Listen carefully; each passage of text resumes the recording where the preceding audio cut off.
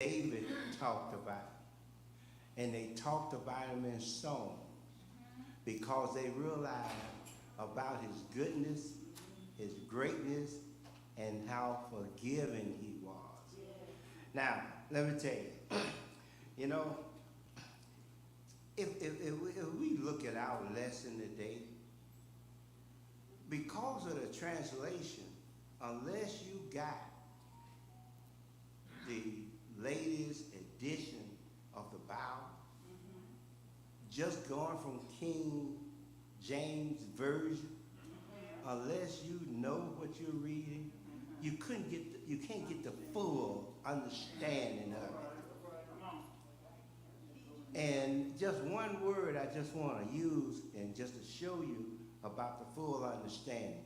You know, when you translate from Latin or from Hebrew to English or some other language, sometimes there are no compatible word for the translation. Okay.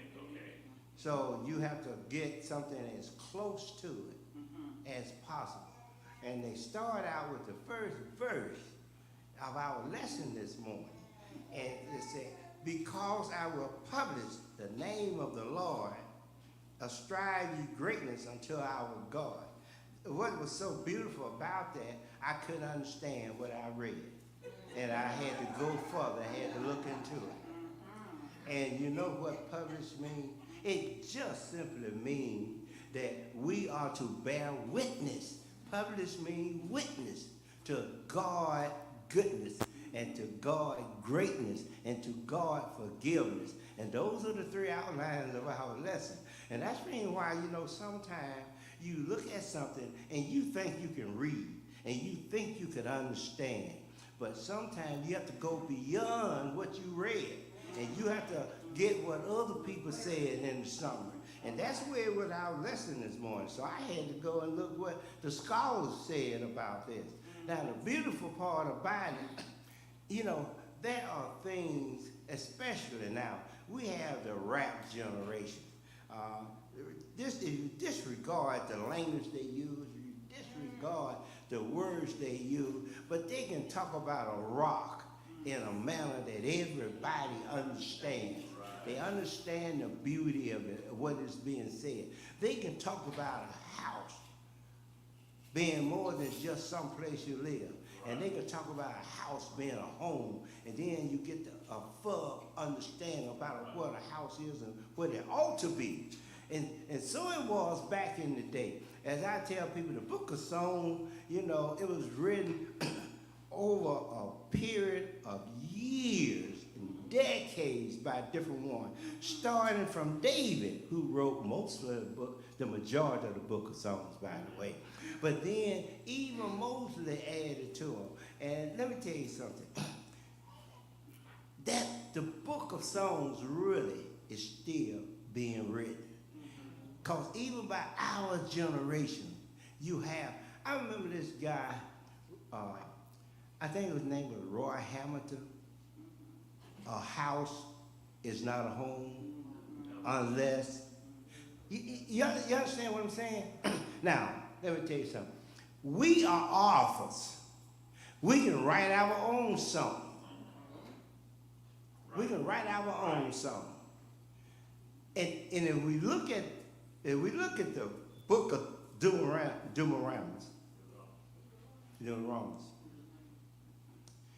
we ought to get an appreciation of the meaning of what we can do as Christians.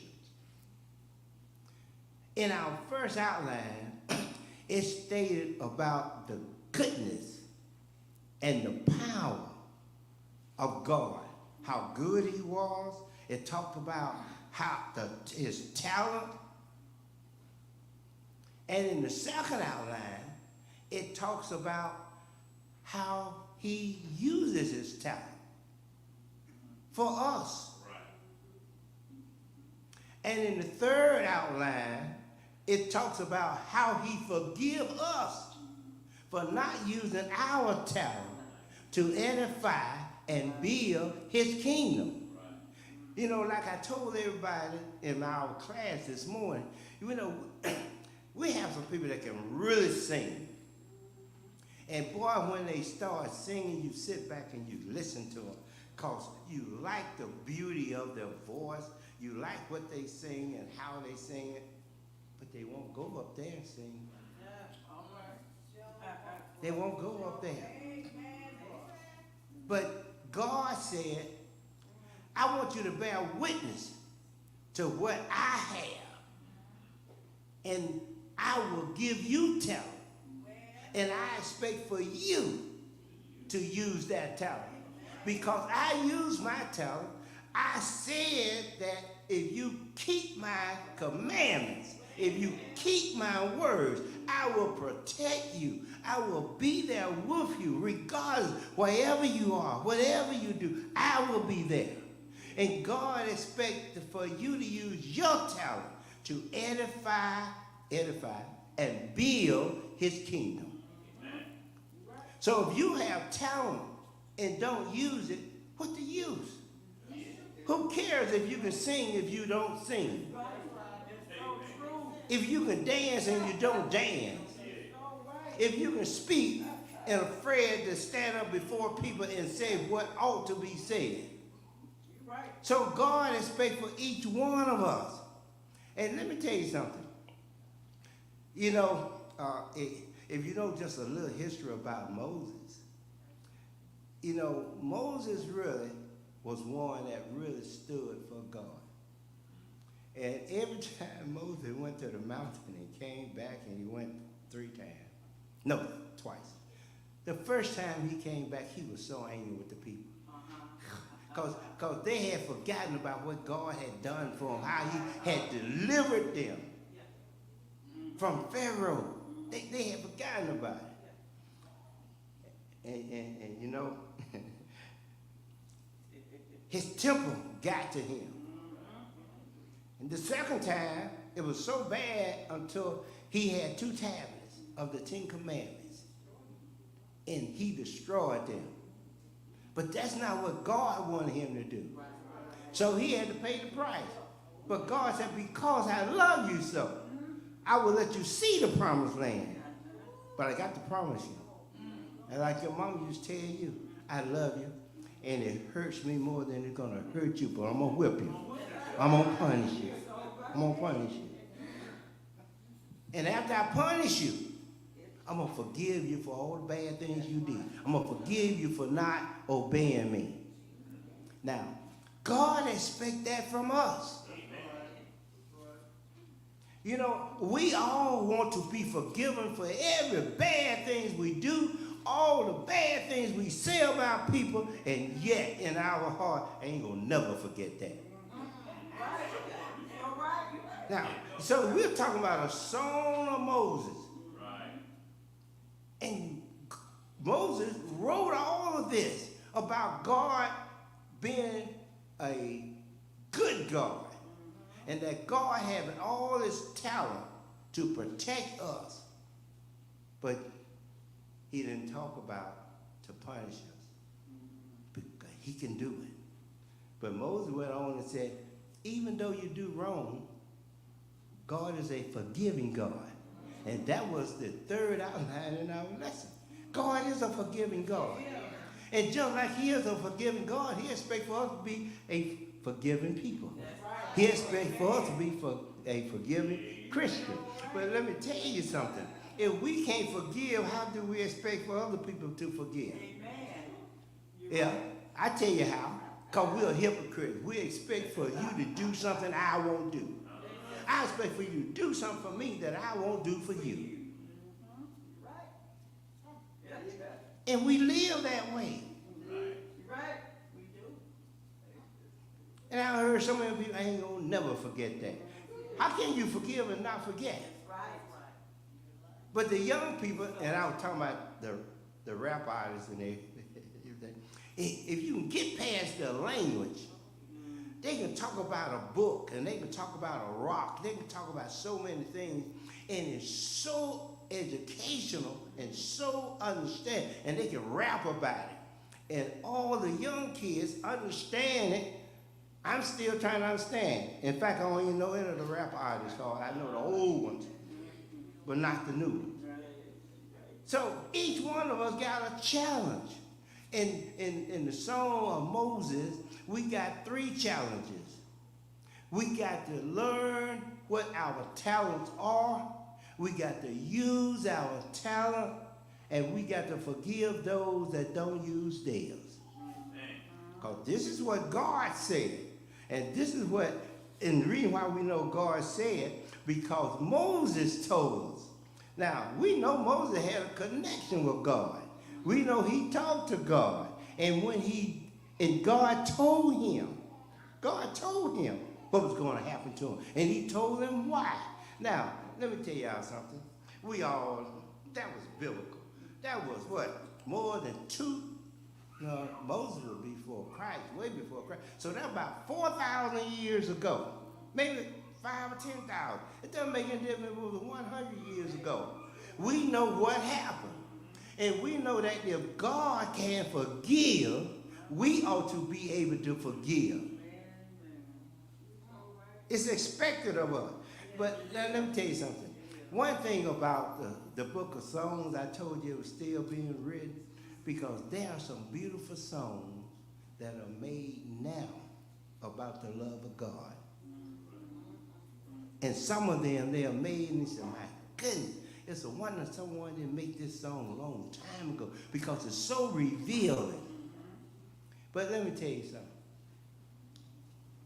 Each one of us is expected to write a song. And it won't be the song of Moses, but it'll be your song. And your song ought to be one that if no one else sings it, members of your family should. If no one else sings it, your friends and neighbors should sing it. And you don't have to put it in words. You just got to live that life. And you got to live it in such a Christian way. Such a Christian way. Until others will understand it. You don't have to say it do right. If you just do it yourself, there'll be others. And Jesus told us this. People will want to imitate you. And people will want to be like you. For the love of God. Thank you.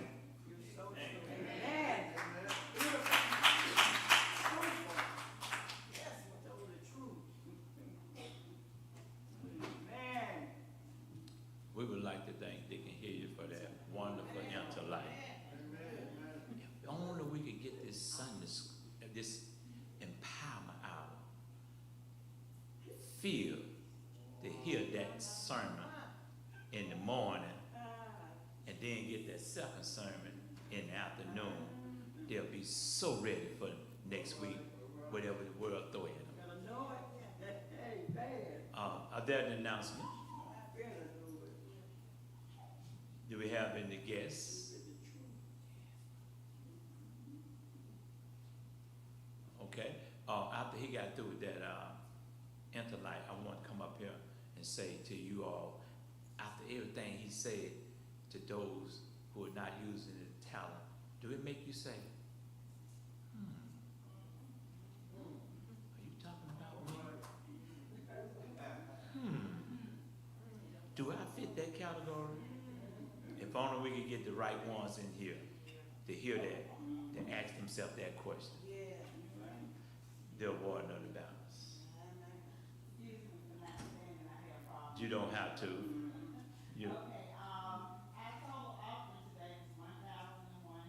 Amen.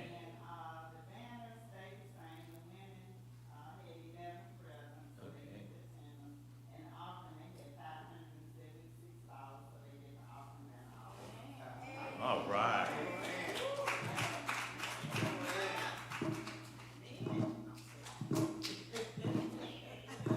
You know what that means, don't you? I'm finna call on. I'm finna blow the trumpet. I see how y'all want to play. Y'all want to play like that. We men's gonna come back with it. Okay. If you can't have fun, why do it?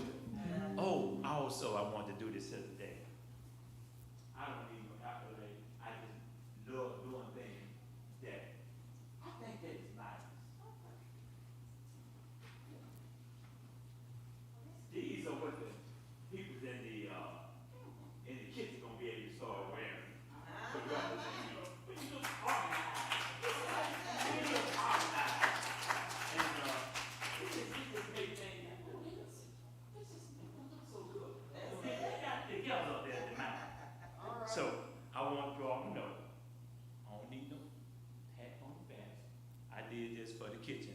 not in the kitchen, but I did want them to look good when they're in the kitchen.